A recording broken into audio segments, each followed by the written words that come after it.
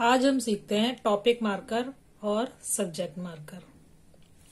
Topic marker और subject marker बहुत ही difficult चीजें हैं कोरियन लैंग्वेज में। हम इन्हें धीरे धीरे आने वाले चैप्टर्स में पढ़ेंगे, एक साथ ना पढ़ के। आज की क्लास में हम सिर्फ बेसिक बात करते हैं, टॉपिक मार्कर और सब्जेक्ट मार्कर कब यूज होते हैं। तो टॉपिक मार्कर आपकी कॉन्वर्सेशन यानी आपकी बातचीत जिस टॉपिक पर आधारित होती है उसको मार्क करता है, ये उस बातचीत के टॉपिक को मार्क करता है। वहीं सब्जेक्ट मार्कर उस टॉपिक में आने वाले सब्जेक्ट्स को मार्क करता है। टॉपिक मार्कर जब सब कन्वर्सेशन में किसी टॉपिक के ऊपर बात हो रही होती है और सडनली हम किसी और चीज के बारे में बात करने लग जाते हैं और वहां पे टॉपिक मार्कर का इस्तेमाल कर लेते हैं, तो फिर हमारा टॉपिक बदल जाता है।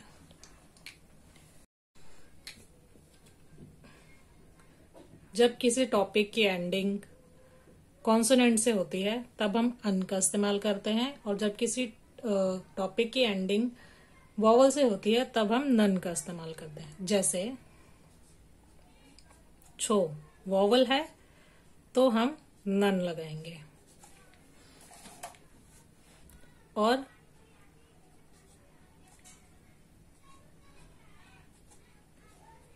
छेग है तो हम अन लगाएंगे। यहाँ कॉन्सोनेंट है इसीलिए अन लगेगा, यहाँ वॉवल है इसीलिए नन लगेगा। ऐसे ही सब्जेक्ट मार्कर के केस में है, अगर कॉन्सोनेंट से एंड है तो ई लगेगा, और अगर वॉवल से एंड है तो खा लगेगा। जैसे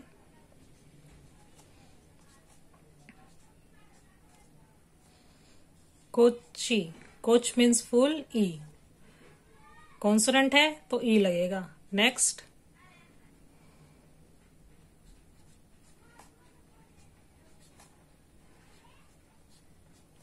छिंगू, छिंगू वॉवल है तो खा लगेगा। कोची छिंगूगा। तो अब हम एग्जाम्पल लेते हैं कि टॉपिक मार्कर और सब्जेक्ट मार्कर यूज कैसे होते हैं। हमारा पहला एग्जाम्पल है छोनन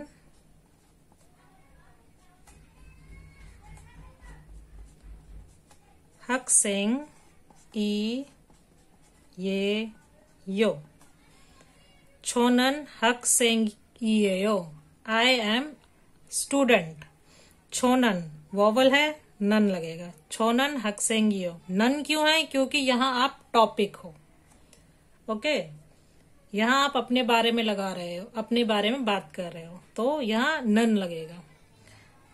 अब इसी को आगे लेते हैं।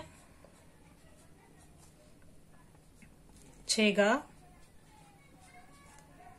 हक सेंग ई ये यो। छोनन 학생이요, छेगा 학생이요। फर्क क्या है? यहाँ टॉपिक मार्कर है, यहाँ सब्जेक्ट मार्कर है। तो इन दोनों सेंटेंस में फर्क सिर्फ इतना है, यहाँ आप टॉपिक हो और यहाँ आप एक सब्जेक्ट हो। यानी छोनन 학생이에요 तो यहाँ सिर्फ आपके बारे में बात हो रही है, यू आर द टॉपिक। लेकिन छेगा 학생이요 ये बिल्कुल ऐसा है जैसे कई लोगों के बारे में बात हो रही है लेकिन आप उनमें से एक हो। जैसे एक मीटिंग में हो और कोई पूछ रहा है दूगा 학생이요, कौन स्टूडेंट है? तब आप कहेंगे छेगा 학생이요, मैं स्टूडेंट हूं। तो वहां आप टॉपिक नहीं हो, वहां आप सिर्फ एक सब्जेक्ट की तरह अपने आप को पेश कर रहे हो कि मैं स्टूडेंट हूं। एक और एग्जांपल लेते हैं।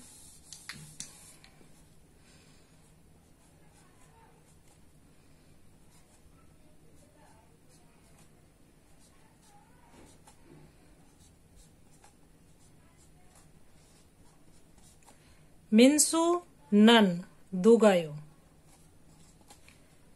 मिन्सू कौन है? दुगा मीन्स कौन है।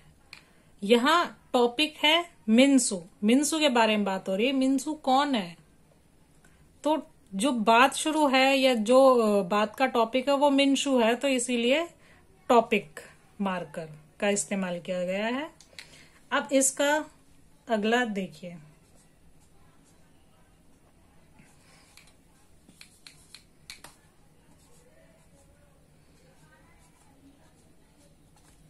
छेगा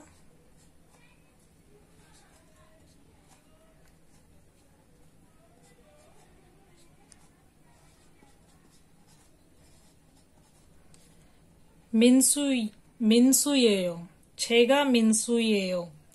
तो अब आप टॉपिक नहीं हो, जो मिन्शु है वो सब्जेक्ट है, इसीलिए ग का यूज हो रहा है।